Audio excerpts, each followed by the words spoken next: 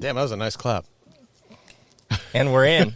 I thought I have the most people that probably interview you, and I'm already off to projecting and assuming, but most people who interview you probably have had more of an experience with you, and I'm new to Rob Bell's world.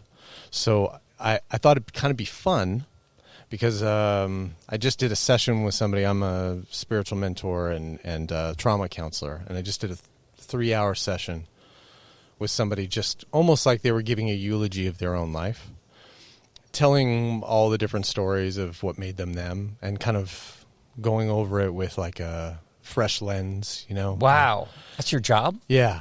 Yeah. That's awesome. I did 2 3-hour sessions in the last 24 hours with this same person, and 3 of those hours were earlier today. Whoa. Yeah, and it was cool. It wasn't pitched as like do a eulogy of your life. It was just like, hey, and this is somebody I've worked with for like 7 years, in and out of. I was a rehab owner and worker for many years, and I met him there, and we've been working together sort of since. And so I know his story, but our lives are changing all the time, and we're both spiritual practitioners, so the lens keeps changing. And, yes. And so I was thinking about you in your life, and I was wondering, like, even just simple words like what does the word belief mean to you today, as an intro to you? Belief. Mm-hmm. That word immediately to me is, I just picture furniture somewhere in the head. You know what I'm saying? No, what? What are your beliefs? What are her beliefs? I changed my beliefs. Like just thoughts, you can rearrange them. Put the couch over here. Wow. That this is a flesh and blood affair we're having here. Yeah. This is a body thing. Nice. So when someone's like, what do you believe? I can say anything. Yeah. Right. You know what I'm saying? Yeah, totally. But tell me a story about what it's like to be you. Now we're in. Right. That's true. That's great. What about the word God today? Like, I thought, God, God. Even the greatest of Rob Bell fans probably could listen to you talk about what you feel about God today, or the word, anytime you want to talk about it. So. Yeah, well, you think about most of the times when people use that word, they're not talking about that word. Thinking about energetically, think about historically, that word is the word that humans have used, English speakers, that particular spelling, essentially for what is the nature of ultimate reality? Mm-hmm. To me, would be what that word has been. Mm-hmm. What is ultimate? Right. Because oftentimes when people are talking about God, they're talking about an object in among other objects. Right. Generally an object that's bigger, stronger, wider, earlier, tends to vote like you. You know what I'm saying? But when they're talking about God, what they're talking about is an object in among other objects. It's just more powerful, more infinite, more indestructible, more all-knowing, etc. Right. Which can't be ultimate reality. Uh-huh.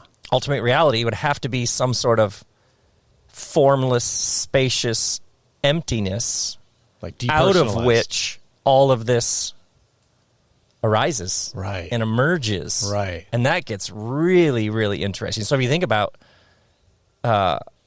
for there to actually be an ultimate reality, it would have to be no thing. Yeah. Otherwise, it would be a thing and among other things, which I think is fascinating because the definition of everything, if I would define everything, you'd say, well, everything would be no borders or boundaries or fixed edges. And if I said, what's the definition of nothing, no thing, you'd say no borders, boundaries, or fixed edges. So the definition of everything and nothing is the same definition. Right. Wow. So if you actually are talking about God, you will talking about what is this that we are all in, a part of, an expression of, out of which all of what we know to be what we know is actually emerging. Mm-hmm. So then you think about an ancient scripture that says something like God is love, becomes a very radical claim that the ultimate nature of reality is actually love. Right. And that it emerges in color and shape and texture and food and surfing and sex and trucks and all the good stuff. And that love, it has to be a depersonalized love. It's like an engine of the whole thing, which is fascinating if you think about.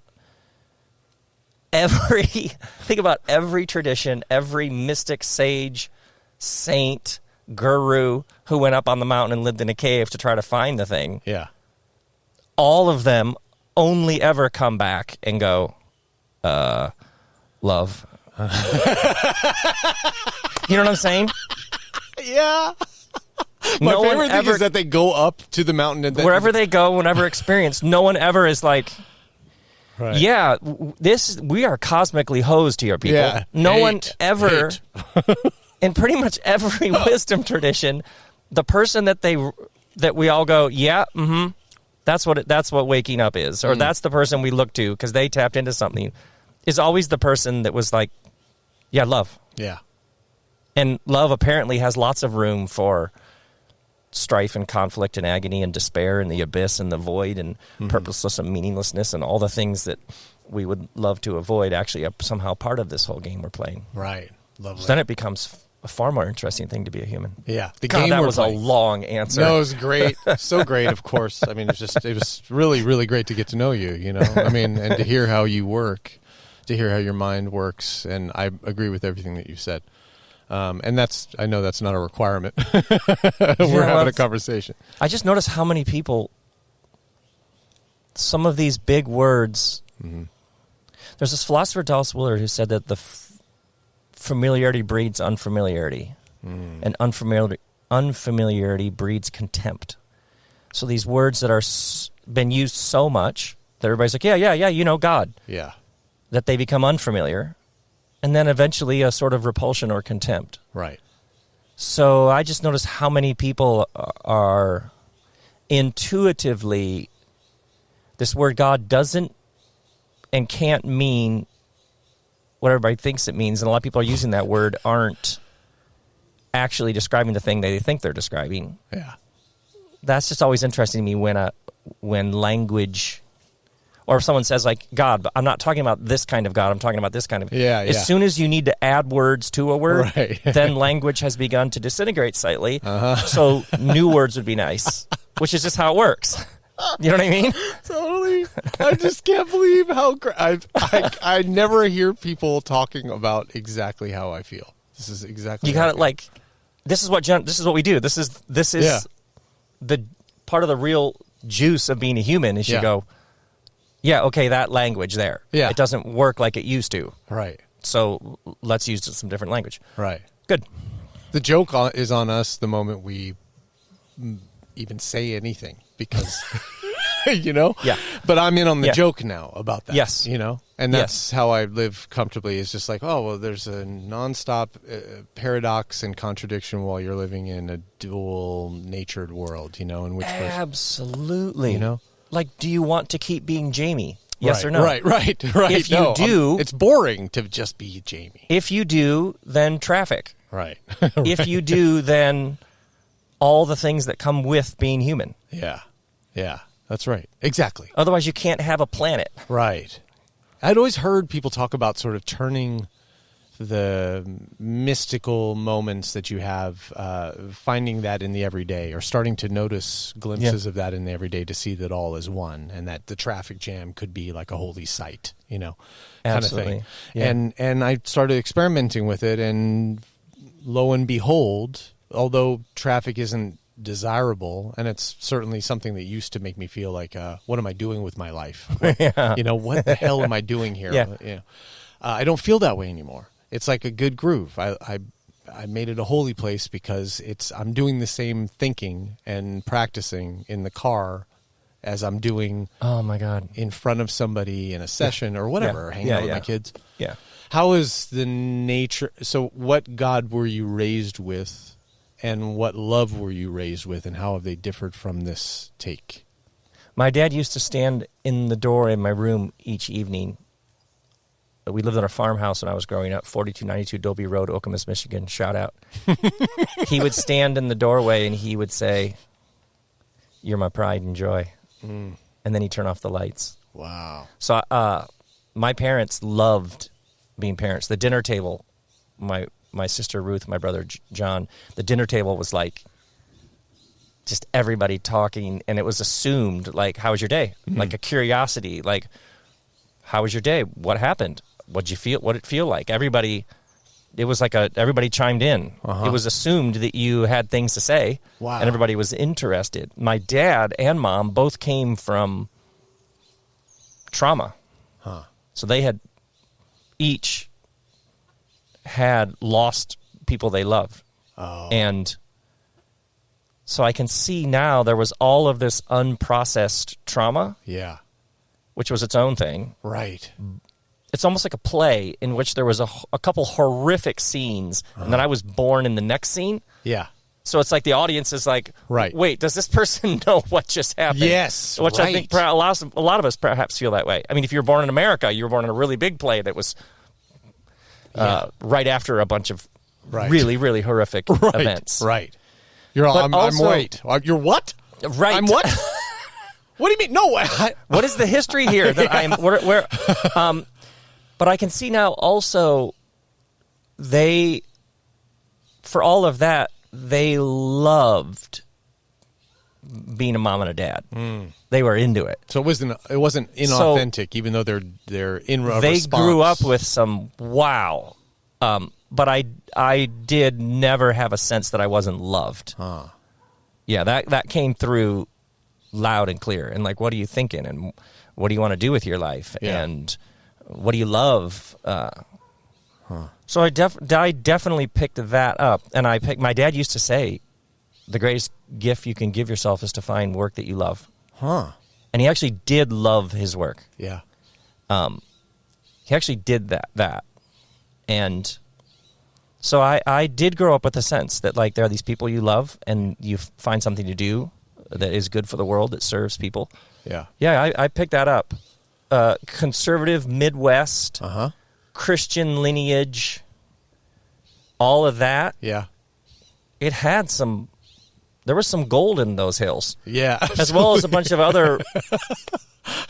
my dad literally got his job from Ronald Reagan, so there's some stuff there. Wow. Needless to say. Yeah, sure. So the actor? I'm just what did he do after acting?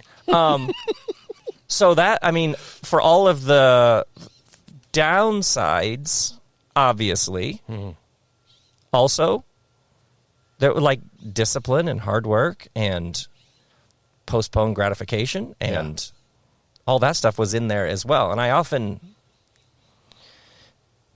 meet people who are like pushing against where they came from, which I 1000% get, but like perhaps what we're doing here is learning to love all the earlier Jaymees and Robs. Totally. Completely. So I see all of the, wow, that was off. And I see all of the, that gave me that was some good right there. And that sifting and sorting is like what you're doing as a human. Yeah, that feels like the closest thing to the example that you gave of God also, where it's all held. Like, it's like, for its imperfections and its perfections, you can hold them both at the same time and not make a choice. Yeah. You know, it's just, it happened. And you can see that for the better and for where it was difficult, you gained. And right. And in my experience, the more you go, that was really good. Yeah. I noticed the same people who can own and see also are the people who are like, and that was oppressive, and that was abusive, and that was misogynist, and that was, like, it's the freedom to just call it what it was. It's fine. Right, exactly. That was that. Yeah, that was that, right. So don't back away from it. Say what it actually was. It was terrifying. What's your thought about, this is so great because hearing you talk allows me to, I can hear my inner curious question asker being at an elevated level, like playing with a fun mind to play with around this, you know? It's like I'm really enjoying what's coming up in my head. Let's hear it. Yeah, okay. Let's hear it. So that's what people tuned in for. That's right. What is going on in Jaymee's head? We're going to have a scientific discussion about motivation. That's what I want to ask you about. Is like, so someone who's in a trauma response, and let's not use your parents as an example because it sounds like, well, maybe I could clear something up with you. Was Dad standing in the doorway when he's looking in on you and saying, "You're my pride and joy"? There are some people who are in traumatic response, and so they go the other direction with their kids, but they haven't gotten rid of the wounds yet. So some of that I feel like is transferable in the aspirational tones of wanting to care for your child in a different way than you were cared for.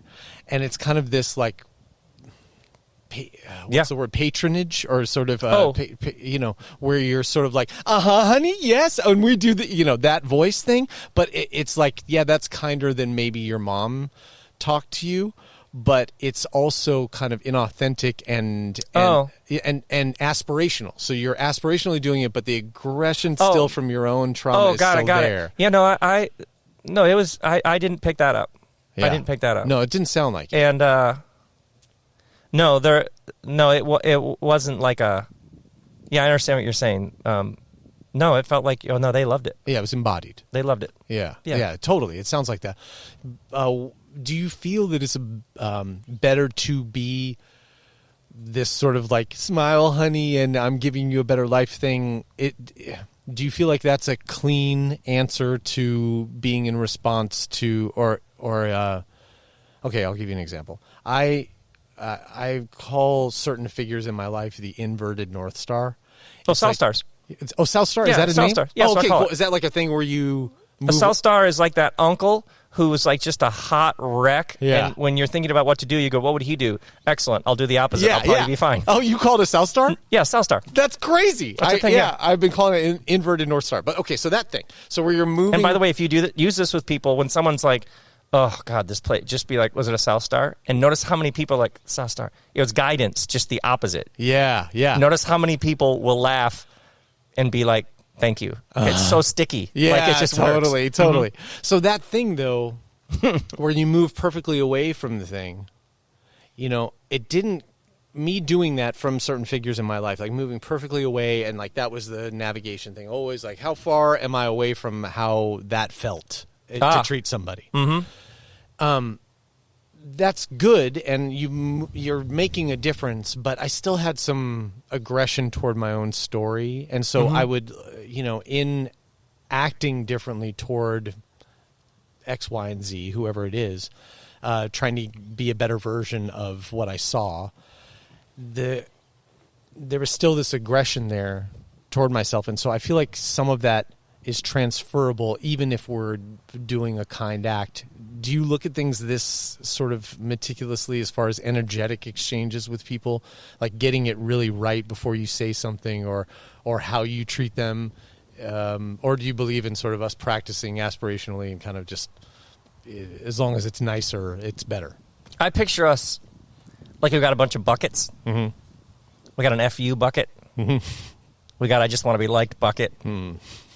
That we're all an exotic cocktail of why we're doing what we're doing. And it, in some ways, what we're learning, and then you look back on it and you're like, oh, that was what was in play there. I didn't realize that. Oh, there's like a little resentment. Yeah.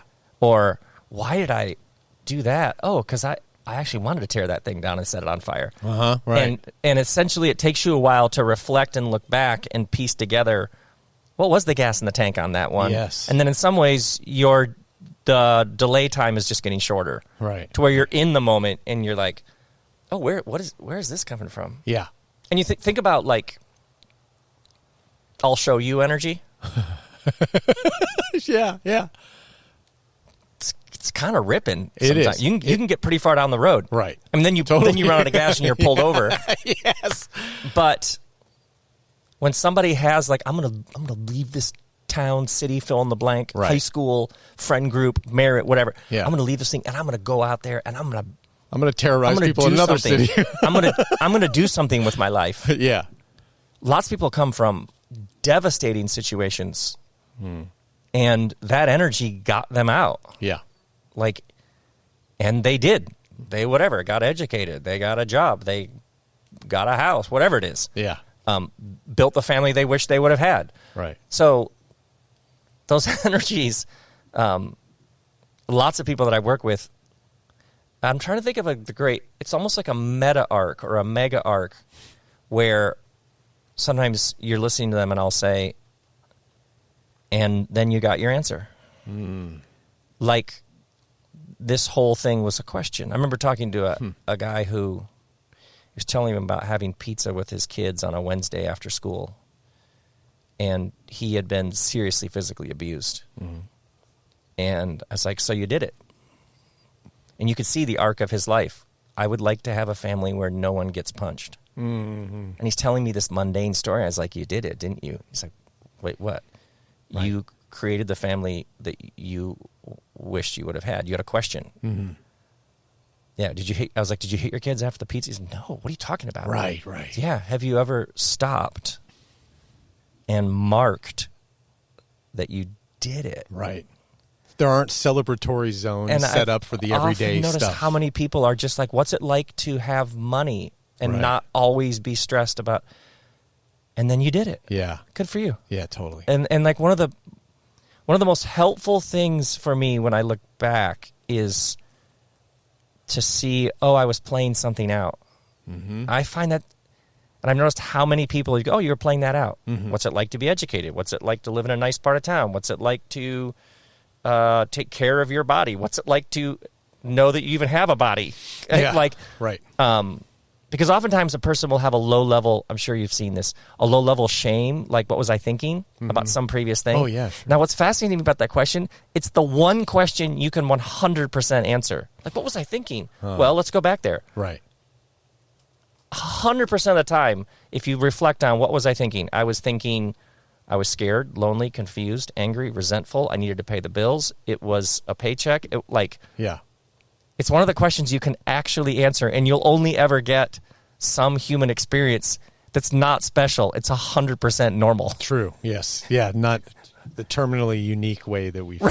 Right. You were trying to make your way in a funky situation. Totally. And sometimes I do like the in that spot, if somebody wants to know what they were thinking at that time or like are judging themselves, all it takes is a quick look at all the things that had happened where they didn't have a voice, and something great, like either an axe wound or a paper cut trauma happened, and nobody came around to just say like, yeah, I did that, and I'm not apologizing or anything, but I see that I did that, and I'm not going to stop, but it's not your fault.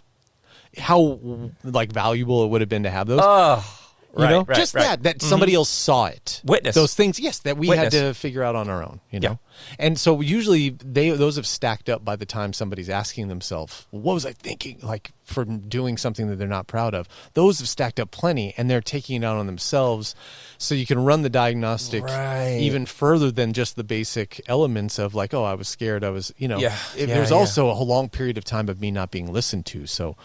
And most people are just trying to make things up. They're having these private parties for themselves all the time with I'm going to take a little bit more. I'm going to drive a little faster. I'm all that stuff. I'm making it up to myself for all the times I wasn't listened to, Something like that. Man, oh man, oh man. Yeah, I can see why you're good at what you do. Oh, thanks, Rob. Thanks a lot.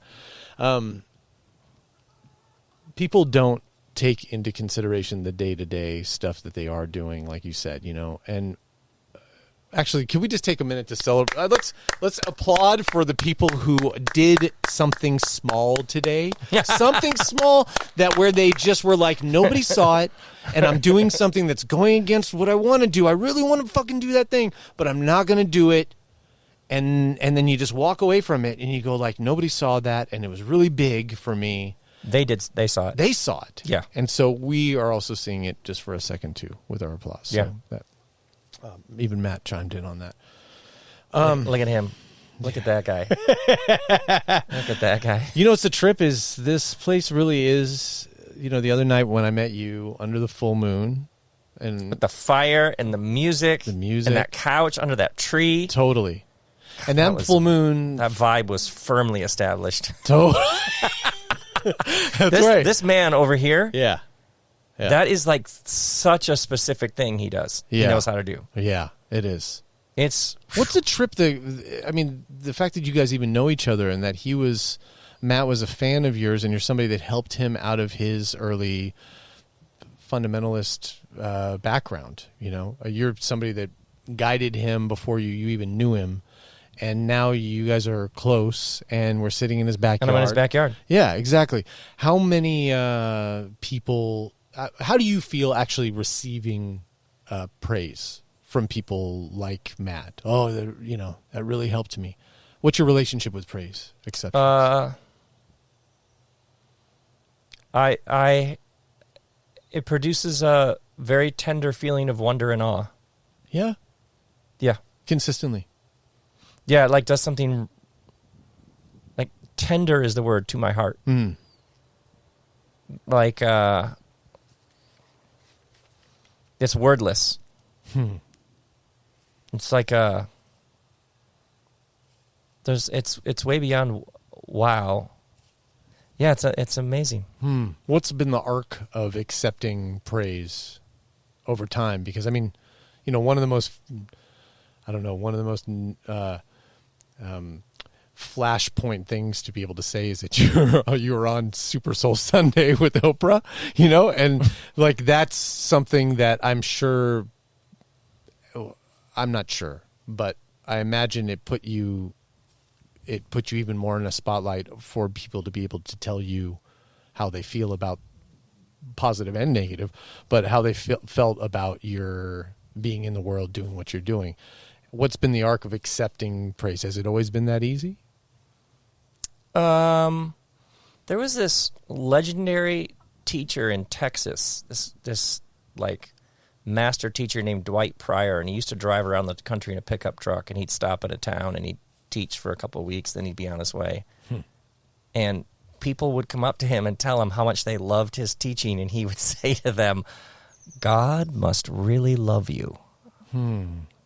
What do you think he meant? And I met him probably in my early 30s, and I loved how he understood that the person is telling you more about themselves and more about what has happened to them in the universe. Right. So early on, I had people who were very appreciative and kind and people who did not appreciate and weren't kind. So that was a particular kind of, it felt like a heat. It felt like an intensity and heat at a young age to have serious criticism. And so I had to find some other way to hold all of it. Wow. And it became, I had to learn to surrender the outcomes and find my joy and satisfaction in doing it, because the outcome, so early on I would go like on tour speaking, and there'd be like people with megaphones on the sidewalk out front, death threats, that sort of thing. So it was like cartoonish in some ways. I started a church, and then a group of people in the church organized themselves to try and have me removed from the church I just started. It was so sort of absurd. Yeah. Like, can you do that? Right. I don't even, how does that work? Yeah. So I just had such surreal experiences that helped. I need it quite simple, the lessons. The curriculum has to be pretty simple for me. Yeah. So I had to learn how to follow whatever I was following in my own way and stay true to it, because if I checked in with all of that, and so then when people did appreciate it or were kind, or you meet Matt, you're just like, wow. Yeah. It's the frosting, not the cake. Yeah, that's awesome. What's a valuable form of discipline that you can work with, that's kind of universal, that you were in to develop that at the time? Like, what's a valuable discipline around accepting, and that thing that you talked about of just being really like in your zone? You've got death threats, you've got praise coming, that's very Buddhist, like, don't accept praise nor blame, Right, right. Of the same source, Right. You just, neither are reliable, at all. It's like, what do you want? I think it actually helped me begin to be the witness to being me. I can see early on, that was how I found my way into, I'm at the party and I'm also the drone shot looking at the party. Oh, wow. Yeah, cool. There is some self, there's some I that is amming here. And all this is coming and going. Yeah. And this I that is amming isn't whatever the feeling, emotion, thought, perception is. So I found my way in to there's some I am here that isn't sad, angry, feeling pretty sweet. Yeah. Swagger, wrecked, like, Uh-huh. and that I am is noticing it, and that I am is fine. So there's some true nature that's peace. Uh-huh. It's a serene stillness. Yeah. And all this is just coming and going from that. I found my way into what some would call the witness, the observer, the meditation. I didn't come in through like a pillow and quiet. I came in through like this awareness. This growing awareness is a survival. Wow, nice. Because otherwise, this is gonna like just. It's too much heat. It's too much intensity. You seen Man on Wire? Oh, Philippe. the Americans. Why do the Americans ask a question like this? Oh, That's what I'm thinking of, like Yeah. you on that type of system where it has to get comfortable, but it is just that tightrope of just only depending on you and your sanity. yeah. You know what? Yeah. Was it sacrilege to look outside of the Bible in your growing up for any sort of spiritual wisdom? Oh my God! My Aunt Jane in 1983 gave me the Police Synchronicity for Christmas. Yeah? On cassette. And then this guy named Andy with the flat top gave me Men at Work, their first album. Who can it be now? And all that Oh stuff my on God! There? Yeah. Who can it be now? Was like, what? What is happening in my head, in my ears? Yeah. So the like art house indie music was like my love. Huh. So the idea that truth, only a few people had it, was utterly absurd to me. The word Christian was utterly absurd to me, that there would be people who had like had something and everybody else didn't. What age are we talking? Oh, adolescence, Really? junior high, high school. Yeah, I was instantly like, there is something holy and sacred and humming about this whole thing. Wow. And then there are these overlay templates. I wouldn't have articulated it that way at the time. Yeah. But in 1977, my parents bought a 600 square foot cabin in the Upper Peninsula of Michigan, which is like gnarly wild. Way back on this lake down some dirt roads. And there was no phone or TV or radio or dishwasher, or like, it had electricity, but it was like a simple little cabin in the woods. And we would go there in the summer, and we wouldn't wear shoes for days. You just run around in the woods, and we had a boat, and you'd like just it was like you were in your swim trunks like day after day after day. Yeah. And I have very distinct memories of this connection with the earth. Right. And like, I'm now going to leave because school's starting, and I'm going to go back to this whole created thing with grades, and there were popular kids, and I wasn't one of them, and there were the good students and the good athletes and the kids who were in theater, and there were all the social stuff, and then there was all these expectations that you'd go to college and you'd get like, it was all laid out. There's for you. this whole giant thing that's been constructed and created, but then there's like me and my friends just like run around in the woods, right? And there's some goodness to this experience we're having that's like not. It sits. All that sits on top of this. Is the I city distinctly life remember that. a metaphor almost like for like you're in the thoughts.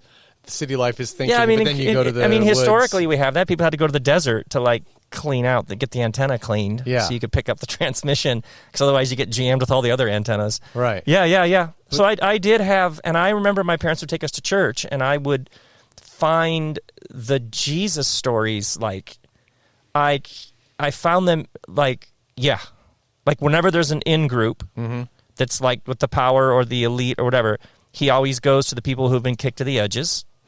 The stories have an element of absurdity. People show up at different times to work in the vineyard, but everybody gets paid the same amount. It's almost like he's saying like, "Hey, blessed are the ones who are in on the joke." Right. So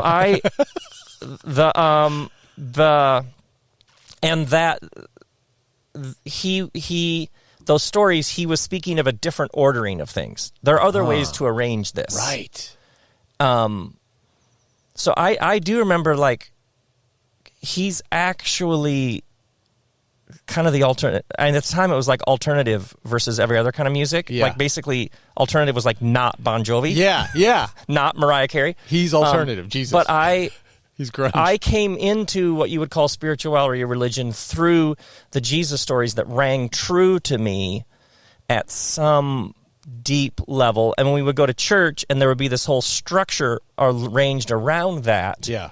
I remember thinking, you guys know that, like, this isn't that. I mean, like a broken clock can be right twice a day. Do you know what I mean? Like, I get... I just remember being like, I love the effort. Yeah. And the guy in the sweater vest with the acoustic guitar, like, you just do your thing, Wayne. You got to respect the hustle. Like, I get what y'all are going for, but right. But no. he's doing like there's a whole thing that built up that he himself, I assume, would be like, wait, what? Yeah. So when you said the stories that resonate, or where you, is that just the stories that spoke to you early on and have all sort of the stories that you can be exposed to that or involve Jesus all be now like they make more sense to you than they did even then? Or are there just some that he got right and others that you kind of disagree with the way that they were told? At the very least. Great question. I don't know at the time how much I was picking up on, other than at the most basic way, he's actually doing something really fascinating. This is like really compelling. It felt like some sort of center, some sort of truth that moved me. But like a religion list of things that you need, going back to your word belief, seemed to me like, okay, now you just missed the point. Mm-hmm. Right. Like, right. This is about some way of moving and living and breathing in the world. Yeah, right. So the idea of a religion was like, yeah, I don't think that's not. I guess you could play that game. Yeah. It's odd that church gave you your walking papers from it, just from you tuning in. Yeah. Like it has this. Yeah, it has the seeds of its own destruction already firmly planted within it. Right. Try that saying that. Say that in a meeting with people who get their paycheck. I would. Yeah, totally. Even think about the fundamental setup of a cult is somebody has some magic that you don't have. Right. And if you attend, give money, serve, volunteer, move in with, have sex with the right person, they will dispense it in an amount that keeps you in it. Oh, they'll dispense it, all right. And that might be simply a feeling of being right, the correct interpretation, belonging, which is the most intoxicating thing ever. Right. Whatever it is, they will dispense it, but that will keeps them at the center and you needing them. Right. So I do remember noticing by my early 20s, maybe, that every time Jesus is asked a question, he responds with a question. So that's setting a torch to the cult. Right. It's like, how do you read it? So I just remember people be like, oh, the Christian thing is like brainwashing. Like, not... The OG wasn't brainwashing. He was doing the opposite. Right. He was like, how do you read it? How do you interpret it? What do you think it says? Yeah. Right. So, obviously, the only guru who can help you is the guru who keeps reminding you don't need a guru. Yeah. Sometimes you need a guru to help say that. Temporary. That's a Dixie Cup guru. There seemed to be something about it that the moment gathers, it already is blowing itself apart because it is your own knowing. Yeah. And if it hijacks your knowing. Yeah. But we need people around us to help us tune into our own knowing. Yeah, that's right. I mean, that only took like 30 years to sort of pick up on. So I'm taking the long road home. It's also, I've been told. I was in AA for about 10 years, and I grew up Christian Zionist, and which is just like for the layman, it's a sect of Christianity where they only believe in spiritual healing and no sort of intervening in man's way, and the belief is that everything outside of anything outside of perfection and God's perfection everywhere is erroneous. So you're already kind of off to the races at the moment you try and intervene in any way with the perfection of what God has already laid out, including health and all that it's a mindset, and God is love. It kind of comes from there. I'm all bungled up just hearing that explanation. Yeah, it was very tight. I'm already tightening up. Just hearing that. Well, the part that there's some parts that I like what you were saying. I mean, when it came to Christ and his message, and unconvoluted or unsort of interpreted, as I would find later on in life, reconnecting with the Bible and reading Matthew and on my own with nobody around. It was such an amazing period of my life where I was 33. Also, I kind of fucked around and read the Bible at 33, not knowing the context. Strong moves. Thanks. And the man knows his own lore. My name is Christopher James Carpenter, by the way. Very well tuned into his own mythology right there. Yeah, exactly. I started reading at, what age was I now? I believe it was 33, if I'm not mistaken. That's right. I died leaving a Buddhist life at 108. And I was born at 11:11. But so growing up in that religion, it's sort of a God is love thing, and it's sort of, I got pulled out of classes, science classes or health classes because wow. Yeah, so I was kind of singled out at a time where it was like definitely not groovy to have any mark on you. Mm-hmm.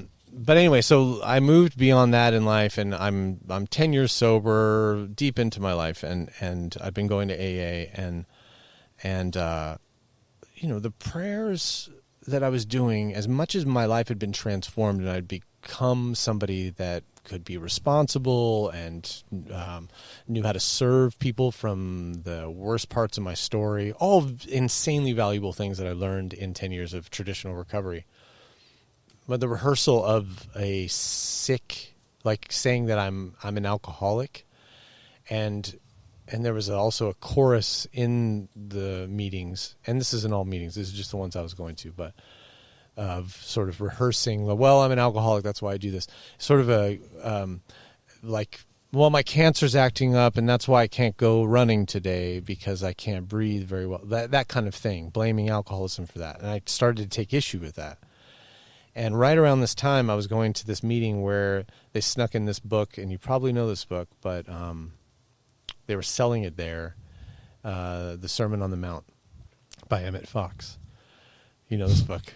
They snuck it in, although they were selling it. So it sounds like they were pretty straightforward. It doesn't really sound like sneaking it. Well, it's unapproved AA literature. Ah, right. Because the blue book. That's right, the blue book. And then, but a lot of people don't know this, but Emmett Fox's book was the first big book before Bill and Bob had written a Alcoholics Anonymous book. They used the Sermon on the Mount. The original text, about the original text, yes. Before what is known as the original text. Yeah, exactly. Mm-hmm. So they were selling it at this meeting, and all of a sudden it became an AA meeting that they couldn't call an AA meeting because they sell this unapproved AA literature. So these meetings had their own name, but everything else is the same other than they sell this book there. Aren't we fascinating humans? Isn't it? It's already starting to, like you said, the seeds of decay or whatever are already built into the thing. So I bought this book because everybody else was reading it. And like you said, belonging, the intoxication of belonging.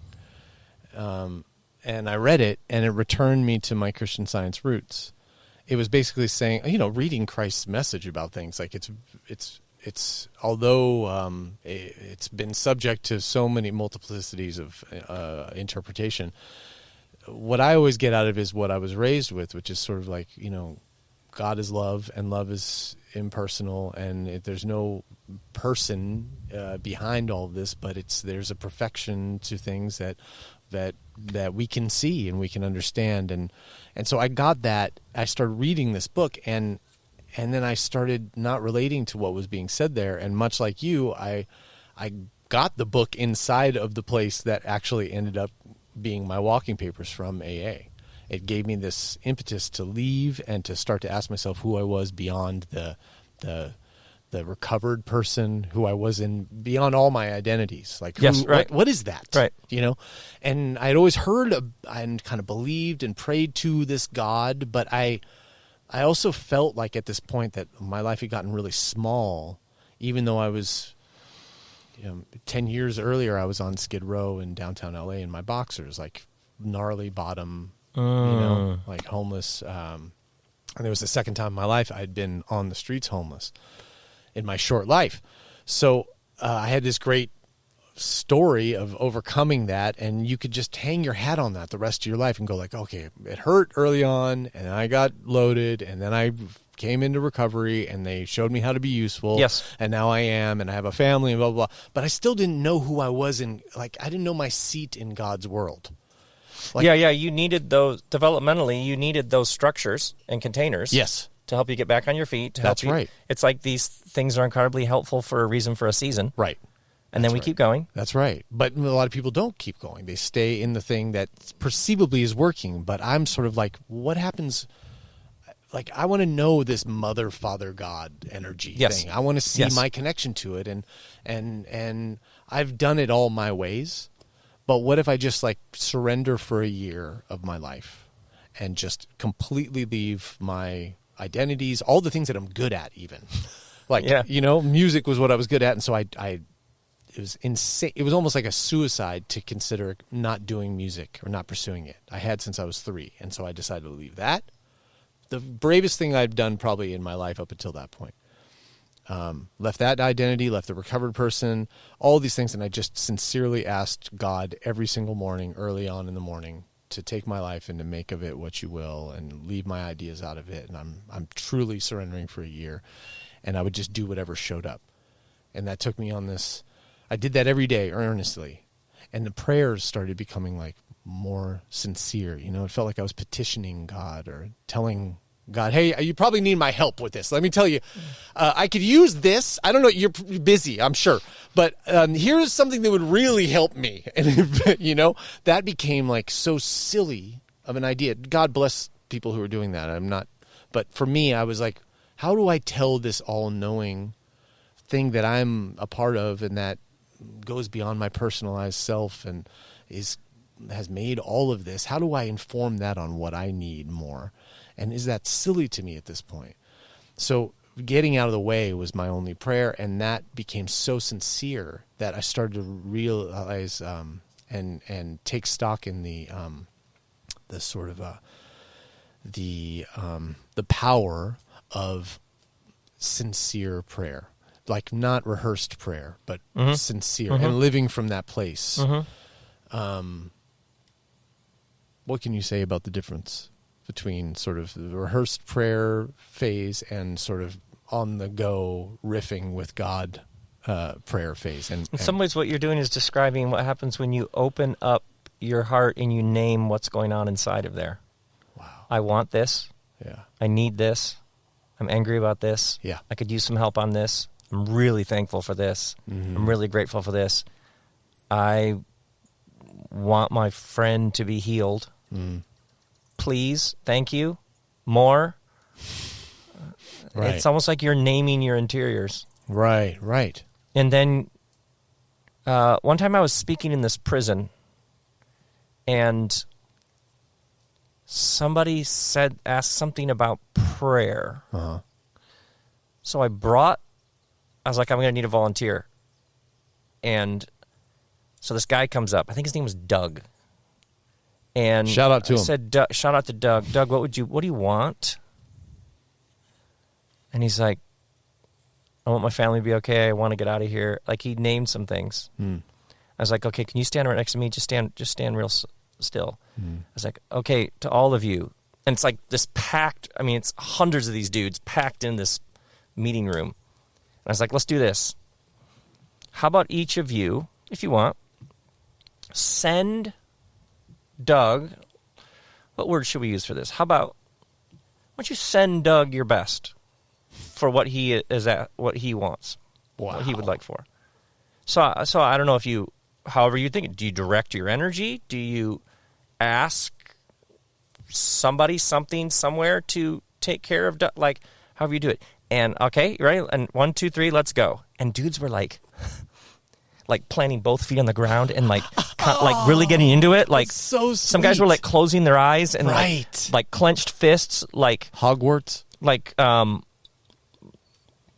and the room gets real quiet, and you can see guys are like really into it. Yeah. And this guy's standing next to me, and he tears start to like stream down his face. Wow. And it's almost like you could see his body like a tuning fork. Wow. And I don't know what that is. Yeah. But the room watched this guy. I was like, how we doing now, Doug? And he's like, I'm doing pretty good. But that to me, whatever that is, if somebody says to you, hey, I hope that goes well for you. I'm carrying you around in my heart. I'm sending prayers. I'm saying I said a prayer for you today. Yeah. It means something. Yeah. In some senses, people will say, like, you create community. No, we become aware of the community that already exists. Right. Because this is all one thing. Yeah. Having an experience. Yeah. So in some ways, prayer is an acknowledgement of reality, which is this is all one thing. Nice. Great so, answer. of course, I want your best. Your best is my best. Yeah. Yeah, totally. So, you said very articulately, for lots of people, the personal vending machine God has died, which is where you fill in your request, and then you're either, it got answered or it didn't. Yeah. Which throws people into a whole giant tailspin, as opposed to we are in communion with ourselves, with the world, with each other. Yeah. Of course, there are energies and powers and strengths beyond us. Why wouldn't you? Yeah, of course. Yeah. So, yeah, however you call on them, name them, ask them, plead, beg, cajole. Yeah, great. Yeah. Good. Do your... You know what totally. I mean? Yeah, totally. I've stopped asking specifically for things because there's been times where I've got what I thought that I wanted, and it wasn't what I wanted. And now I have the arc of time of living to know that some of the things that I really want in the moment, right. in a year, it's like, what was I thinking? Oh, my God. Yeah, so, go ahead and ask for that. Right. And then in 3 months, they're putting out a new model. Yeah. And yours is not going to have the little button with the thing. So you, after a while, are like, yeah, sure, ask for things. Also, you hold that loosely. Yeah. Also, that situation might not get better. Yeah. Because there's a whole other thing happening in that situation. So you learn to be very straightforward about it, and you're also the witness going, I also might be all wet on this one. So yeah. It's like you're playing the game within the game within the game. Yeah, totally. Mm-hmm. Well, in the prison situation, you're somebody that could probably tell us, and I'm just asking to be your eyes in that moment and your sensory experience. Can you tell me about the holiness of a situation like that where you've got 100 people in the room? Are they listening like the dying? Oh, yeah. As we were driving in, my guide said, Bernie Madoff's in that building. So I was like, oh, good times. Yeah. That's just one of those moments in your life where you're like, this is where my life went. It's like a Larry David moment or something. Yeah, those moments in your life where you're like, this is where my life went. I'm benefiting Bernie Madoff right now. He's in the room. How do I feel about, like, whatever? Yeah, those guys, those environments are fantastic. Yeah. Yeah, people, that's like water in the desert. That's like... Right. Yeah.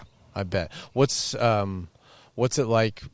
What's the sacredness, or how do you work with death threats as you have in the past? Like, what could be seen as the holiness of how you work with that, and your own personal holiness, not a. Yeah. First off, it's, now it has a face. Wow.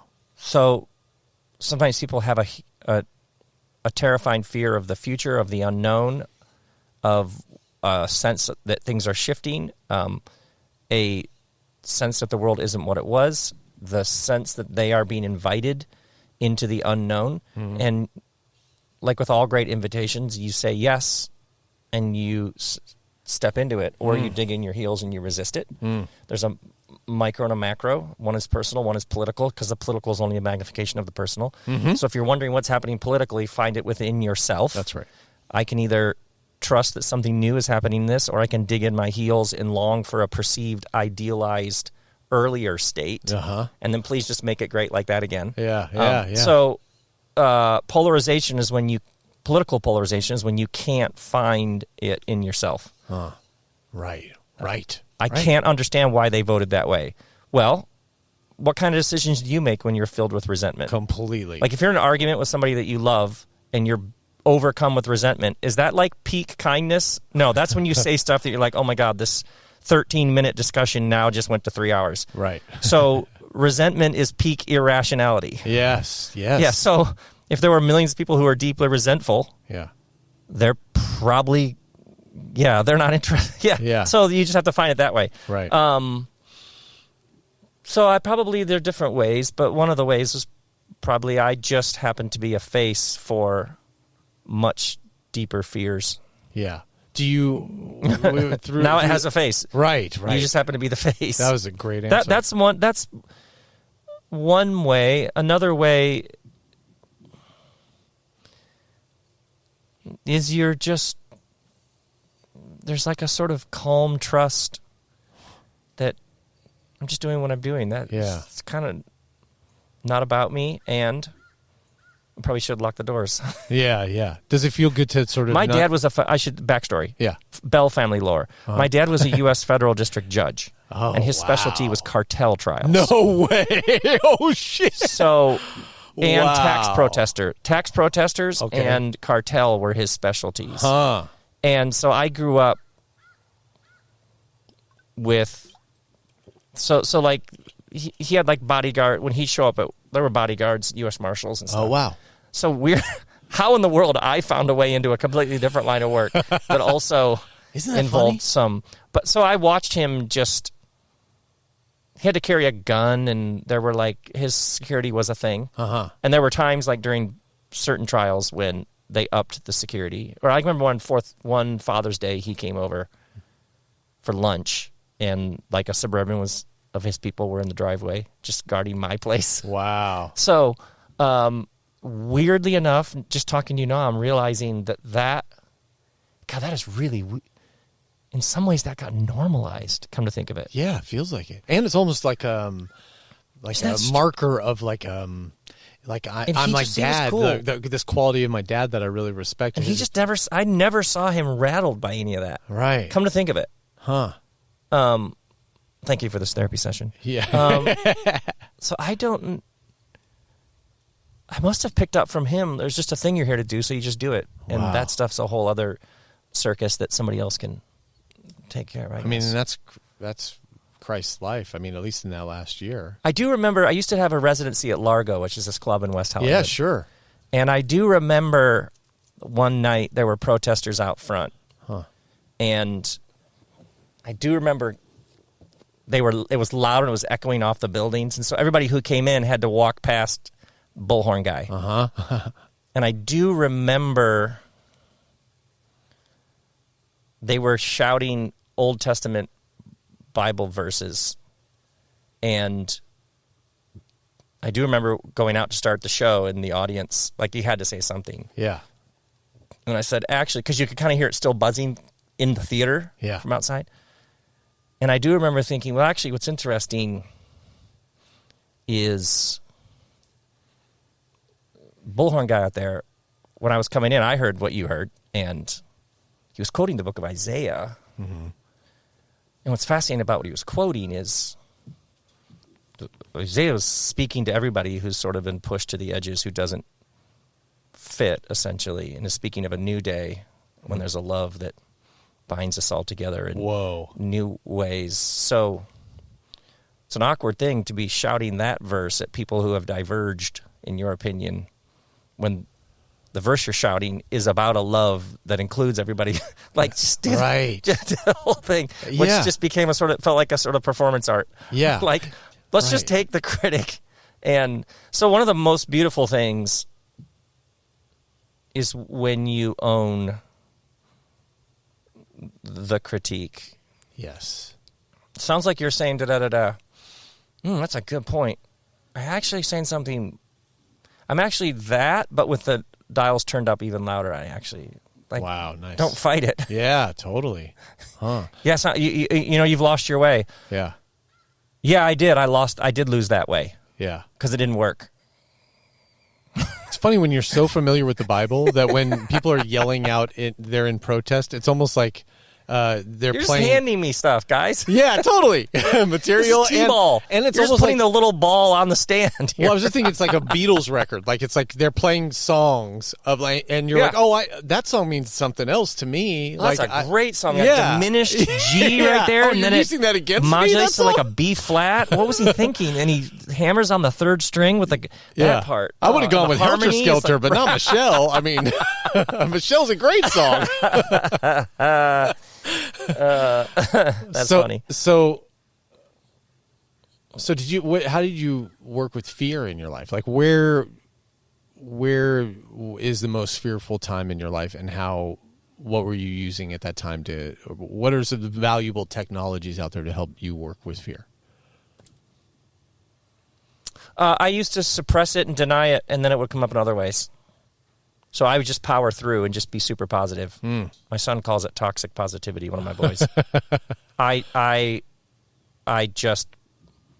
became very good at overriding lots of human emotion. I didn't know what to do with pain, angst, the abyss, the void, fear. So I would just push through and just be even more positive and buoyant, and we're going to be fine, and put a Rob Bell twist on it. Gotcha. And then I would crash, and I would have all this unprocessed emotion jammed up in there. So I would say the past 20 years has been learning to feel and what grief feels like. And the curriculum has sent me lots to work with. Yeah. And in many ways, I just keep going. Just write the next book. Just try to inspire people and say the next thing you're going to say. So in some ways, I just pushed through, and it worked and it didn't. Yeah. So I have been learning to feel for the past Gotcha. couple of decades, and to slow down and to feel like how much grief I actually had in there, and learning what it feels like and what a wave feels like, and it's not productive or efficient, and it takes how long it takes. Nice. And part of that was learning that, like when you go into a kitchen, you don't panic, but the stove is hot and the knife is sharp. So fear is actually data. And if you think about our ancestors on the plains of Africa, is there a lion in the shrub or not? Very important question. It's a binary. It exists in the brain. What's this threat detection system? Is there a lion in the shrub or not? If there is, we're going to run fast this way, and you only got to be the second slowest, right? Or it's a slow burn, but when it kicks in, it's a good. Or we're fine. So that threat detection system functions on a very okay or not okay. Yeah. And that limbic reptile awareness, thank God we have that. We wouldn't be here. Yeah. So when someone says, no fear, man, no fear. Otherwise, we wouldn't be here. Yeah. So right. What happened is you learn to take the data it's sending you and integrate it in the service of whatever it is you're up to. So when you come into a kitchen, you don't freak out because you're like, there's a knife there, it's sharp. There's a stove there, it's hot, potentially. Right. You scanned it, you're good. So I would say in learning to take fear as my friend. And so I have a number of mantras. When fear starts naming everything that could go wrong, I often smile and say to it, I know. Which is, thank you for doing your job. I know. And sometimes I say it like it's really cool. Like, yeah. I know. I know. Or I say like noted. Sometimes I speak to it like I'm British. Yeah. Noted. Noted. Which is essentially making friends with your fear and thanking your fear for keeping you. Right. That person does not seem like somebody to be trusted. Yeah. Thank you. Yes. Thank you. Yes. Because as soon as you acknowledge your fear as a gift and a friend who's riding along with you, it's almost like then it's free to go in the corner and have a smoke. It did its job. Yeah. Right. And then the system is calmed down. But it may also be like, you could lose a lot of money. Thank you. Yeah. I know, I could. Yeah, we could. And you're like, it's a good risk. Yeah, no, you're right, we could. And got it. Thank you. Yeah. central command will take it from here. Right. And you might also be like, that's a good point. Yeah. And that protects you from losing a bunch of money. It's friendship. You have a friendship with fear. If you can move from that guy who passes you in that 4x4 with the sticker that says no fear. Yeah. In the sort of evolution of human development, fear's some fear. Yeah. That'd be a great sticker. Somebody passed you by just said a proper amount. I have a whole thing about a proper level of woo. Yeah. I don't woo, no double woo. Yeah. And you got to have some woo. So it's a proper level of woo. But like some fear. It's like a Seinfeld bit or something. Can we just have one woo? Just one woo. Yeah. Proper level of woo. No, 2 woos. 1 woo. Yeah, because it was like, that's woo-woo. Yeah, right, for a reason. But also, if you lose the woo, you lose... Right. Yeah, so the guy who's like, I don't have any woo. Well, I'm already bored, Chad. Yeah. So that's the thing about fear is when you become friends with it and it becomes data and information in service of something larger than itself, then it takes a lot of the charge out of it. Yeah. And instead of like, I'm just owned by my fear, no, I am noticing that there are a number of things happening within me about this. So I'm paying attention, and I'm much more now. Great, yeah. Thank you for alerting me. Yes. We'll see where this goes. Like when your phone is in the sun too long and it overheats and it does that, I'm going to shut down now because you have forgot that we're in the sun. Yes. You might be mad at yourself for getting in this position, but you're not mad at the little detector that just is trying to save your phone, And the detector's on your side. Yeah, it's on your side. It's a feature, not a glitch. It's glitching because it's a feature. Yeah, exactly. Yeah. So it's working for you in this case, and so that's the way of seeing it. My mom was on TV once. I was like very young, and she was about to board a plane, and there had been these bombings. I think a Pan Am flight had been bombed. It's like 82, 83. Lockerbie? Yeah, I think so. Yeah, exactly. And the reporters were at LAX interviewing people who were still getting on planes, going like, "How are you getting on a plane?" Because that was a catastrophic one. Yeah. And so my mom, I saw her on TV. On the news. Whoa. Yeah, and they said, "Aren't you scared getting on the planes after the bombing?" And she goes, "No, I don't base my decisions on fear." And I remember that as a child, and it's stayed with me all these years. And she was right early on. I mean, I don't base my decisions on them. I may feel the fear, but I'm not letting that lead. Central command will take it from here, kind of thing. Yeah.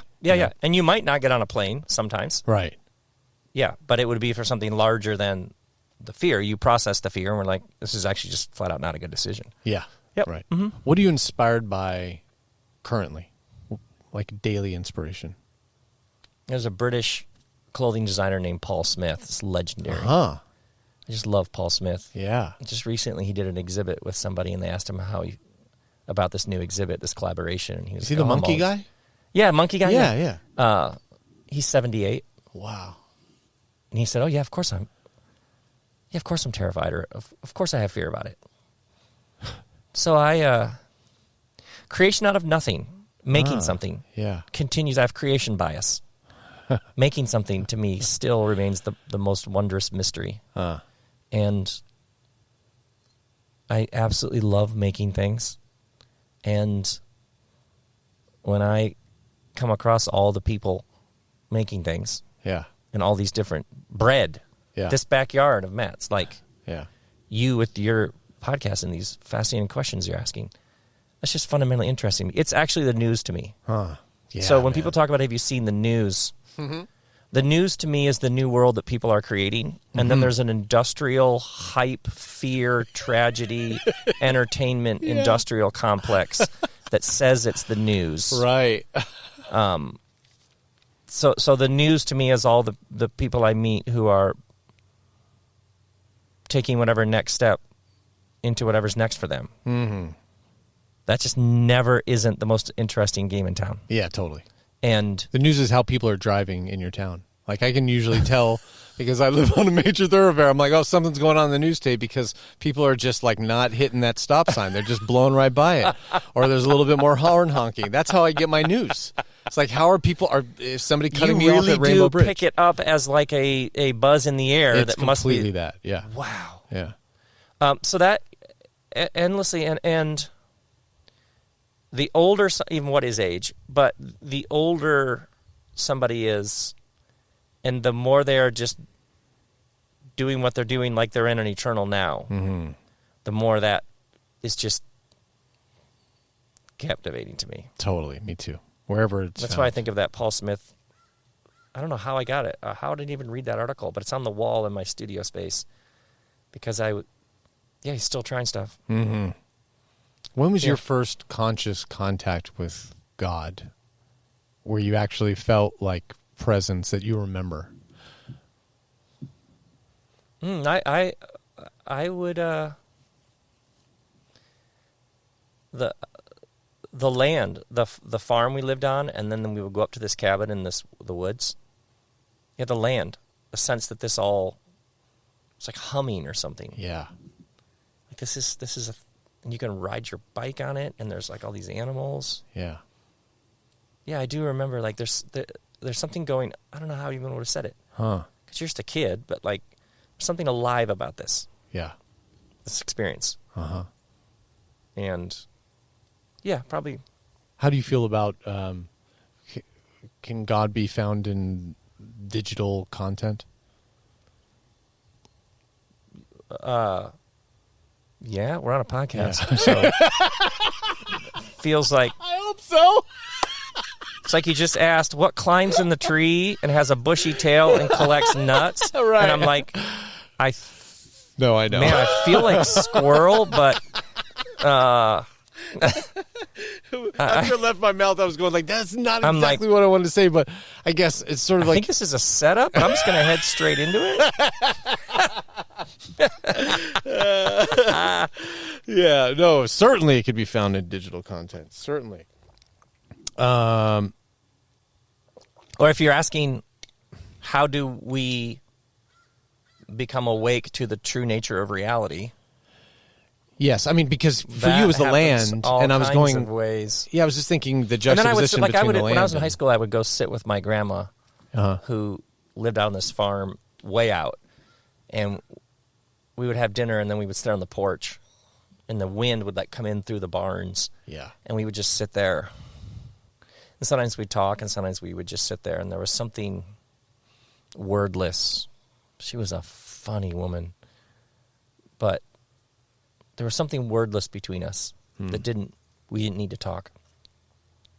I think about that often. She used to keep cash in her bra. Be like, do you have change for a 10? She'd be like, 1 second. It'd be wet. She'd like reach in her shirt. But I have moments like that or seeing Midnight Oil at the Aragon Ballroom in Chicago when I was 19. No way. And for the first time, Peter Garrett, I mean, they just tore it up. It was right after the Diesel and Dust tour. sure. So Beds of Burning had just come out. But I remember... Of course, they played that song last, right? attacked it. They attacked it. Yeah. It was so fierce, and they were like, air quotes, a protest band. But it was joy. Wow. And I remember joy and resistance. I'd never seen those two together. That's an education. Fuck. And I distinctly remember, like, oh, you can throw rocks at the thing from the dance floor. But I remember something about the subversive nature of joy. Wow. It's just a rock band. No, it's not. So I can think of lots and lots of moments that were all just bits and pieces of the thing. Yeah. That were like, yeah, that's something. Huh. There's a piece. There's a bit. There's a bit. And then obviously as you grow, then more and more the whole thing becomes the whole thing. Right. You don't need to go to the top of the mountain because everywhere's the top of the mountain. Right. I had when I was 30, I was doing backflips on a wakeboard, water skiing, and I got a closed head injury because I kept over-rotating and slapping the back of my head on the water.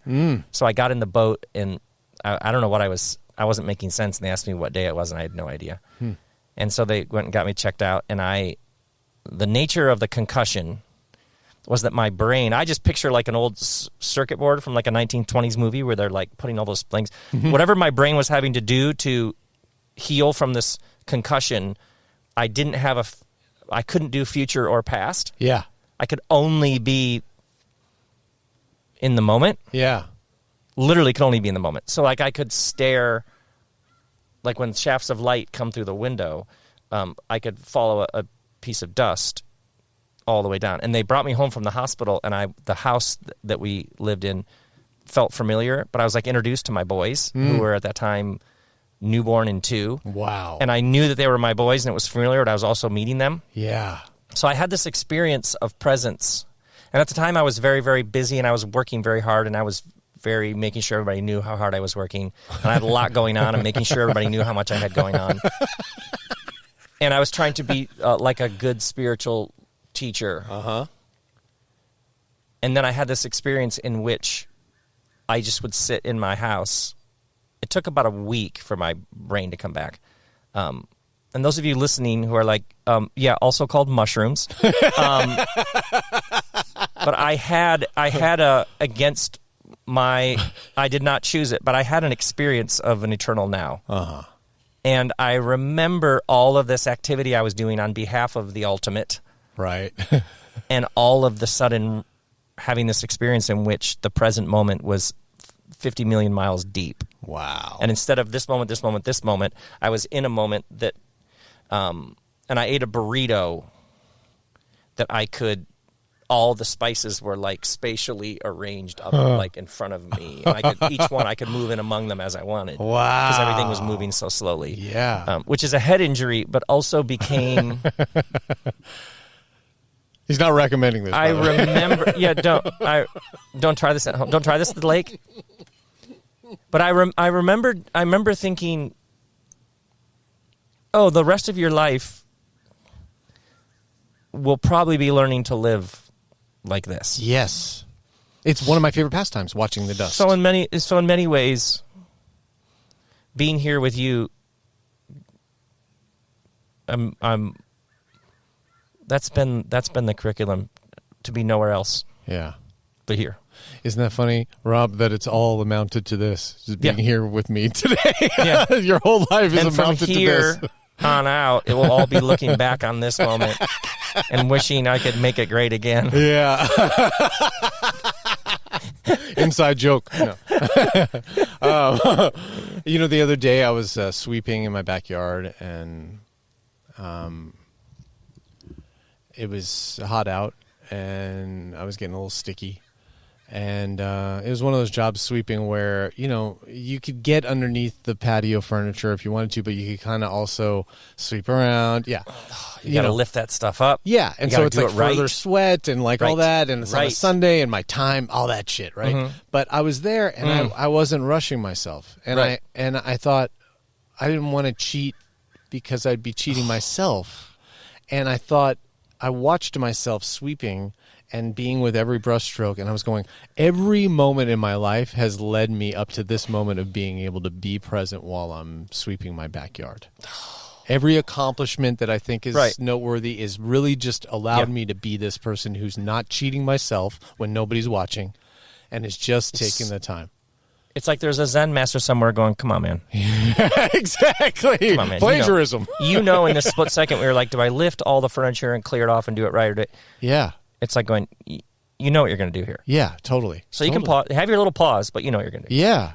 But, that installment of the inner authority that's kind of going, that wouldn't want to cheat myself even, and I'm watching. Yes. I'm the one that's watching. Yes. So I'm going, well, this is how I feel about myself. Yes. Am I the guy who goes underneath the thing, or what? Mm-hmm. And I like proving to myself that I'm the guy who's going to do that. You know, that, I have that with litter.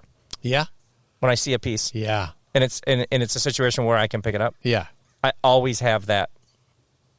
You know you're going to pick it up. Yeah. It's me being asked a motivational speaker to myself. Yeah. Like, I see who you really are, even if I'm like, I don't know if I'm going to waste my time. Yeah. I don't smoke, but I'll pick up cigarette butts. Yeah. Out of some, and That's it matters. Yeah. This is not like a look at me. This is It matters. Yeah. I don't even understand that, really. Like you're saying. Yeah. It's where my real confidence These has come odd from. things. It's like watching. And then when I'm I watching. don't, I'm like, yeah, you missed. It's fine, but Right. there's like a very these weird little schools that are just right there, like Yep. Totally. training, man. Yep. Absolutely. How do you feel about what's your relationship with the word synchronicity, and what utility do these experiences, when they happen to you, what does it fit under? What context? I picture the universe winking, and if they were too many, it's Farting. it's what? Farting. It's the right amount. And as you don't find yourself shocked by them, but you're like, yeah. If you see them as the true nature, same with the word miracle, which I can never say. Miracle. Mayrrakle.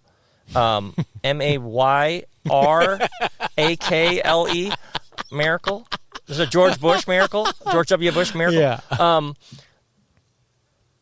You could see the synchronicity or the miracle as an interruption and intervention in the natural order of things. Or you can see this entire, if a miracle is an unprecedented, inexplicable event, well, so is the Big Bang, so is our existence. So if you shift to the whole thing is miraculous, and the whole thing is a synchronicity, then on a regular basis, it just reminds you of its true nature. Right. And that's not a Pollyanna, because that leaves plenty of room for awful suffering and genocide and a whole world of things that actually happen with actual human beings. It doesn't exclude the course of human history. It just insists that perhaps all of it somehow is part of a world being a world. Right. And you can still be angry, and you can still call it injustice. And you're also here, and you're breathing, and it's quite a wondrous thing to be here. Yes. Yeah, so synchronicities or the what's the B market coincidences? Like kismet or all that very real. Yeah. And I find the more I'm not surprised by them, I'm just like, yeah, of course. Right. The more they happen. Yeah. Right. Like they just happen and happen and happen and happen. Yes, that's right. I had a couple weeks ago, I was like, I need a bigger coffee cup. This little one I've been using is too small. And the next day I was like, I need new reusable grocery bags. I was at the grocery store and I was like, I don't have my those reusable grocery bags anymore. And I was like, I need to get new ones. So I said to the person checking me out, I want you to know I'm on the team, but I'm going to have to use the paper ones today. That was maybe a Tuesday and a Wednesday. On Thursday, a box arrived from a friend of mine with a reusable grocery bag and a large coffee cup. See, and if you were, and I'm not telling that like, woo, I'm just, yeah, weird stuff happens. Yeah, totally. Yeah. And that could be very scary for somebody who's. And I'm not, this is not prescriptive. This is not like, and my course is available where you can. And the reason why I say that is how many people I've met who, when you get all the superstition weirdness out and people just tell stories about their lives. Yeah. Just regular people telling stories about their lives.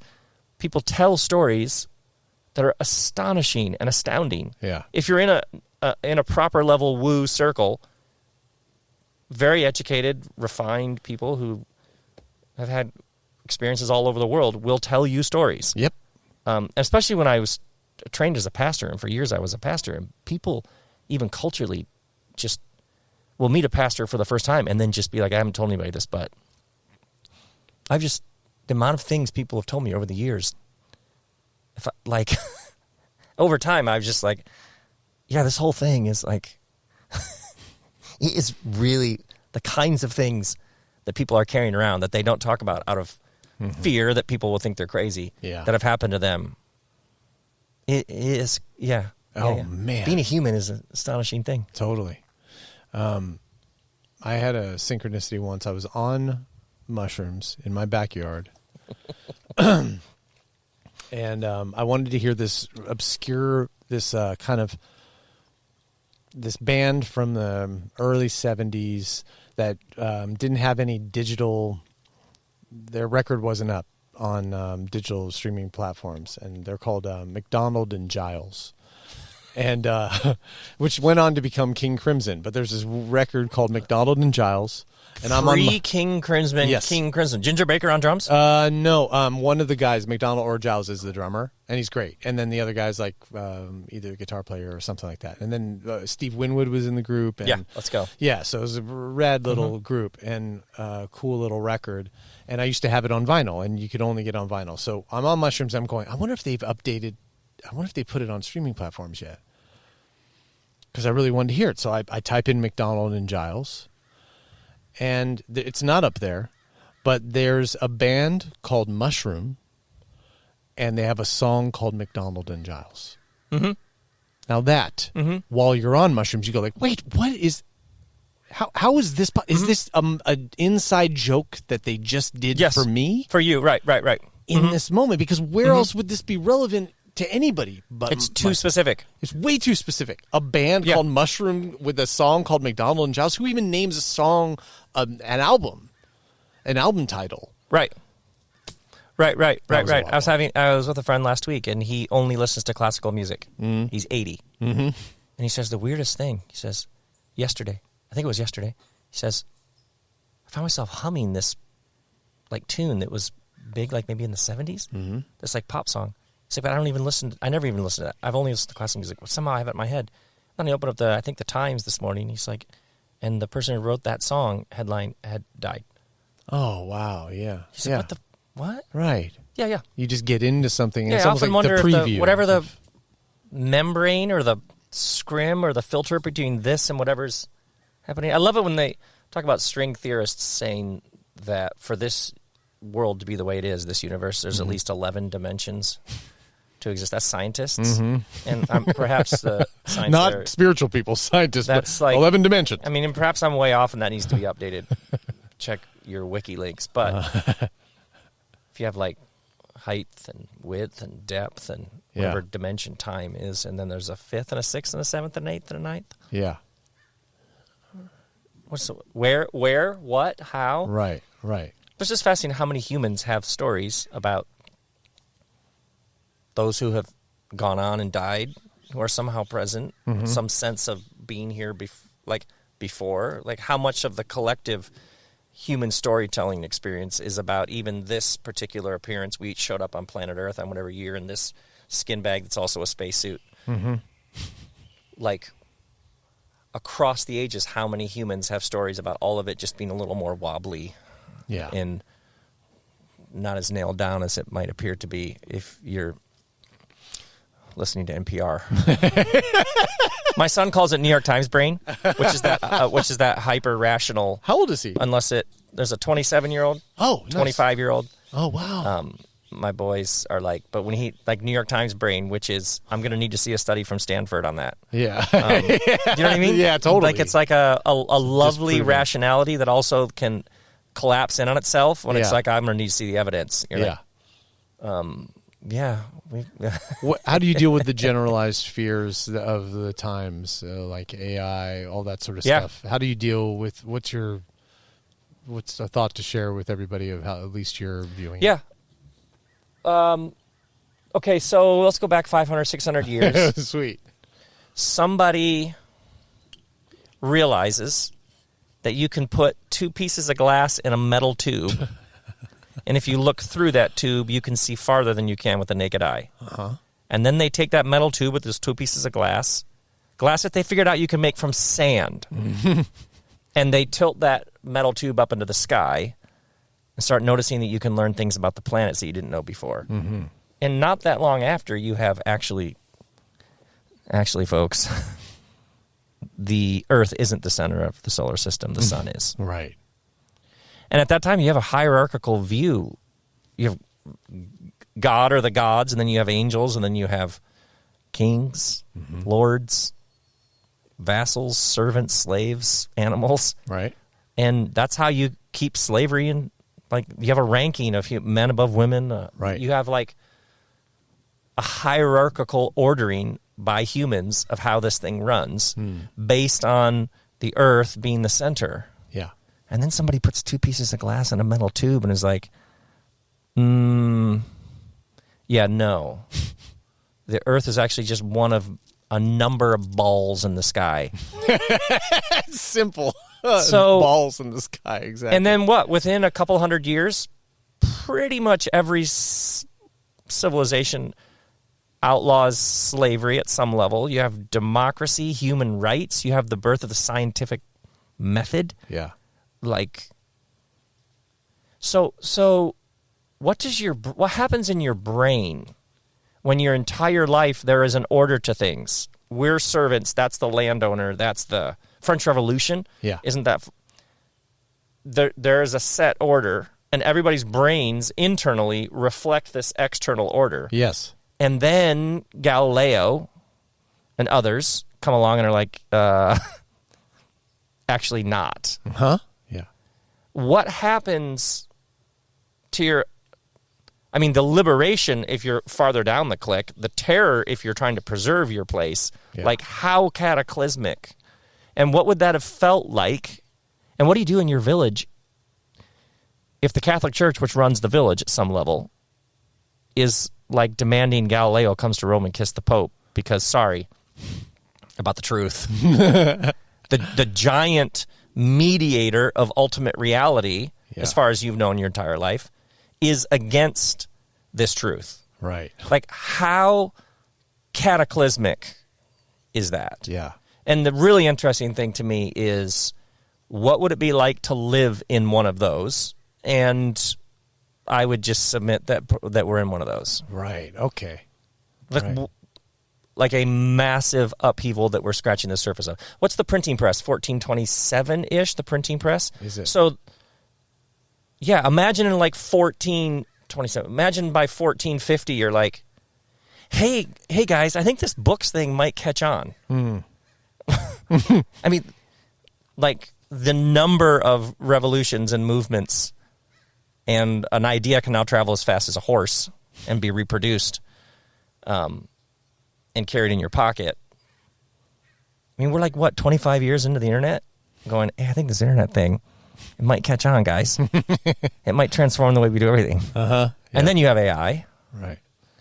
But I imagine that we're living in a cataclysmic time when a whole world of things doesn't work. If I told you, okay, here's what's going to happen.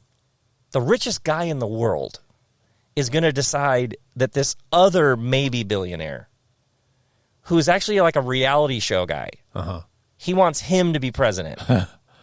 And then he's going to get him to be president. And then that guy's going to make up a job for him. Right. And then he's going to stand over his desk in his office in a black coat and basically just alpha him. Yeah. So just picture the absurdity of this moment, and you couldn't even cook up stuff that's happening. Right. So at some point, the absurdity to me, you have to move to the whole thing is correcting and imploding itself for some larger thing. This is the course correction, but we're looking at it from the lens of actually being in it while it's happening, and we can't see the... Well, yeah, like everybody's like, education where you spend hundreds of thousands of dollars for an elite degree, but you haven't been trained to actually do anything. Business where the CEO makes 47 times more than the other executives, let alone the people who actually do the work. Go business, education, go housing, go mental health, just government. Yeah. And imagine if there was a debate, like a primary debate for president, and every candidate, when they spoke, not just said their state and their party, but also had a list of who they receive money from on the screen. So insane. Everybody goes, all this really isn't serving us well. Well, how would you then have it serve us well? Well, you'd have to have it end. Lots of it would have to implode at some level so that you could build a better one. Yeah. What would that implosion feel and look like? Probably look like this. Yeah. What's the... That's a super long... No, my daughter at this point would be like, nice TED Talk, Dad. Well, that's how I would say, perhaps you're living in one of those. Yeah, how do you know... I mean, you and I imagine, just from hearing you speak in this bit of time together, I would imagine do you stay out of sides, the notion of sides? Well, I think it's fascinating. Think about the past couple of years, how many people would be like, well, I'm definitely not Fox News. Right. But sure. then are like, actually, the progressives are just as brittle and annoying, but actually also have an underbelly of arrogance that they're progressive. Yeah, right. So I just noticed how many people, even the idea of the two sides is collapsing. Yeah. Because you're noticing across the spectrum, which was always the game we're playing, which is truth wherever it appears. How many people in the past couple of weeks have I heard say, damn it, I kind of agree with Tucker Carlson, and I can't believe I just said that. Right. So I would argue, what is that? Yeah. That is actual integral leaps in consciousness, where people go, I'm for the truth wherever it appears. Yes. And they are discovering that the truth has no respecter of persons. It just pops up here and there. I'm into the truth that transcends me. Transcends you. So lots of people are moving to a much more integrated, I'm interested in what's true, and whoever's wearing that jersey, I'm in. Mm-hmm. Which is going to fundamentally move you beyond, there's only two ways to do this. There's a fascinating Danish show called Borgen, which is, I think it started at BBC, but now it's on Netflix. Mm-hmm. And it is about Danish politics. And there are 7 parties in the show. So the politicians that you follow, you only get to lead if you get anything done.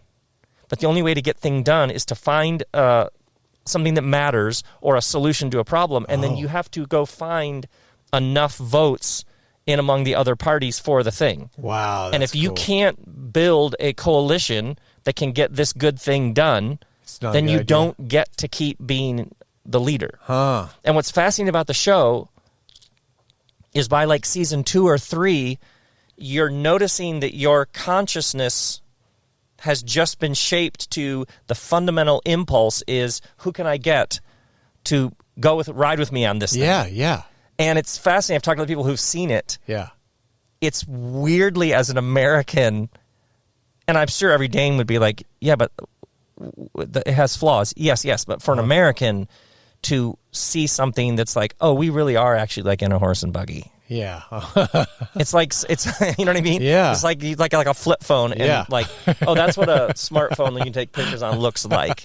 It's really interesting how the show does something to your consciousness around the fundamental posture is not us versus them. It's who can I get to build something with so we can actually make a move in this. Yeah. And I just wonder if there's a world of those things that are coming. I know it's because my daughter's 16 and there's a world of things that she's just, I call it smoking on an airplane. Yeah. So I grew up, you could like smoke on airplanes. Right, you could put a metal tube in the sky and there were people like, I'm going to put a stick in my mouth and light it on fire. That seems like a natural response to this. I just noticed like with my kids, there's a world of stuff that I grew up with that they're like, that's insane. Yeah. So I think all kinds of things are coming. I think the cell phone's going to be the future cigarette. It's going to be the thing that people Absolutely. are like, the kids are going to be like, what were we doing? Are you kidding? You're on this fucking thing all day, like around children? I always think about like the evolution of our species and just standing up taller and taller and taller and taller. Yeah. And then we reach such a point of sophistication that in public places everybody's doing this. Yes. Which is just not a good look. That's what I say. It's aesthetically offensive. It's that we completely. Yeah. I literally say that all the time. It's guys, not a good better. look. Yeah. Do better. Totally. It's just I hide like I'm smoking crack when I pull my phone out. Like it's the thing I absolutely do not want to be seen as an image of like a grown man like living somewhere in a box while you're out in the world. Yeah. Mm-hmm. So it's minimal. What's something that would surprise everyone about you that you're into?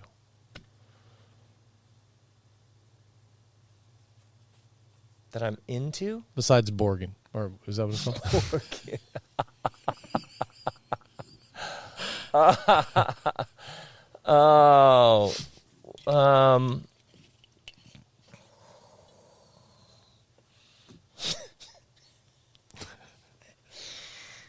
Oh man, I have no idea how to answer that. Let's name a band. Start with a band that you're... Would surprise me? Yeah, that would surprise people who, like, maybe it's not like on brand with Rob Bell, necessarily. That Charlie XCX latest album, the deluxe edition with that 1975 collab. Uh-huh. Banger. Yeah. Banger. So that's the music that my daughter loves, that I'll be like, God, this is actually great. Uh-huh. Yeah, totally. My kids have educated me on... They've kept me current. There's so much stuff like that I absolutely love. I love Japanese designers. Huh. So... Yeah. I have friends who we will just discuss the latest whatever we saw, and just, my God, that's just awesome. Dolphins. Yeah. Oh, nice. I surf, and dolphins are a part of it. Yeah. But every time is the first time. Yesterday, actually, they were in the water right like me to Matt, like right there. Uh-huh. And it never doesn't do something. Yeah. I eat tacos every day. Nice. Do you want me to keep going? I can keep going. Yeah, please. I have like some sort of, I don't know what it is. It's a serious relationship with tacos. Yeah. That I don't know. Well, I grew up in Michigan, but we would visit California once a year. And my mom, they didn't have taco sauce in Michigan. And my mom would fill her suitcase with Ortega taco sauce. Ortega of all. Yeah, because there wasn't, it was like California. And I grew up in Michigan, but like I'm from California. And we would visit here, and I'd be confused. We have to go home because this was always home. So there's something about, so I eat the same meal every day for lunch. Huh. I mean, we can keep going, but yeah. Yeah, okay, great. Clark's Wallabies. Yeah. Oh, we're Clark's Wallabies. These are Clark's. Look at these crazy Are they really? Clark's, yeah. No way. Yeah. They're just like I don't know if they're a one-off or they were trying something out experimentally. I can't find them. As a connoisseur of fine footwear, those are Clark's. Yeah. Blue Clark's. Blue Clark, like wingtip almost. Seriously, things. Jamie. Yeah, not bad. Huh? People, that's a footwear vibe this man is got going. Thanks. I guess last thing we can wrap with, before, maybe I'm going to do a tiny one and then a wrapped one. But writing books and the importance of books. Are you holding a book in your hand is an important person? Yeah. Well, if I was going to read a book, reading it, a paper. Oh. Yes. Yeah. Yeah. Yeah. I feel the same way. And what about when you name books, and you've written so many? Naming and titling. Yeah. How is that? Is like a high art form, and I'm so devoted. I love titling things. I love helping people title their things. I can't even tell you how much I love a good title. Yeah, title consultant. You could be. I can't. Oh God. Yeah, me too. Because it's how conceptually somebody's going to view the thing from the start, almost like a glimpse. And if it's provocative, especially, don't even get me started on titles. Yeah, because I'll. I got one from this one came. God, all my stories about on mushrooms today, and I never take mushrooms anymore. But I heard walking down the street on mushrooms once that my life was a series of harmonious disruptions. Yeah. That those two words together. Done. I was like, oh yeah, there it is. Yeah, or heavy joy. That's another one. Yeah, great. Great. Just to, great. See, as a connoisseur, okay. I would eat at that restaurant. It's a cream-based restaurant. I guess the last question is, how do you be here now while also live a life where there's room for nostalgia? Can you be a nostalgic person, and what levels of nostalgia can you have while being someone who's living in present time awareness and pulling goodness out of present time awareness? Some nostalgia has an ache, and you can pick it up. It's a very subtle undertone of I wish things were how they used to be, which is actually a lament or a grief disguised as a meaningful story. And it often can there's some ungrieved grief that then has a direct relationship to imagination. I haven't let go of what is asking to be let go of, so no wonder I'm not open to what could be. So grief and imagination have this long-standing dance partnership. So sometimes when you pick up on nostalgia is actually, I wish things were how they used to be because I haven't been able to die so I could be born to whatever's now. Right. But then some nostalgia is just, I've loved being Rob Bell. You've loved being Jaymee. Yep. I love all the earlier me's. Remember that one time God, that was so Watch great. the A-Team? Yeah, the A-Team. I love it when a plan comes together. It is like, this has been what a ride. You can have nostalgia for like difficulty. Remember when I'll be with my brother this weekend, and 2 years ago we buried our father. And we walked up in our suits onto the stage and did our eulogies and cried our eyes out. And we spent 3 days burying our father, and that's like, we joined the mass of humanity when we buried our father. Does your dad, did he hear you? In your belief, did your dad, was he there to hear those speeches that you gave? Oh, yeah. Nice. Yeah, he was not, he was towards the end, but I had a moment. I was in my garage here in Ojai, and I had a communion with him that I'd never had. Like some sort of, because his mind had gone. But there was some sort of interaction it was like a fugue-like state, like a trance. Middle of the afternoon. Like a communion with him in which it's all good. Wow. Because he and I, he's complicated, I'm complicated, we were complicated. Said everybody about their father. But I had we're good, we're all good. And he became like a sort of happy Buddha to me in that moment. Like it was a good ride. And I was like, oh, what was that? And I kind of came out of it. And then I looked at my phone, and my mom said, your dad just died. Wow. So he rides with me now more than when he was even here. Yeah, man. So that membrane's very porous to me. Nice. Yeah. Is your pride and joy? Yeah, isn't that powerful how that stuff shapes us? Yeah. Yeah. Really, really amazing way to meet you. Isn't this great? Yeah, that's how you do it. Let's record it. See what happens. Yeah, for real. Thanks for being here, man. Does a black widow have a red thing on its butt? A black widow just went right there towards my feet. Oh, really? Yeah, I thought you were question. I was like, look at that black widow headed towards my feet. Yeah, no, it does. Yeah, it has what I believe is a little red thing on its butt. Okay, we're gonna go. So, what a fantastic! Thanks, man. Thank you so much. Yeah. I loved being on your podcast, and I loved talking to you and getting to know you. And Likewise. Your questions were I thoroughly enjoyed it. Excellent. Thank you. Doing a lovely thing here under these trees. Totally, man. That's very encouraging. I'll see you around town. Yeah, sounds good.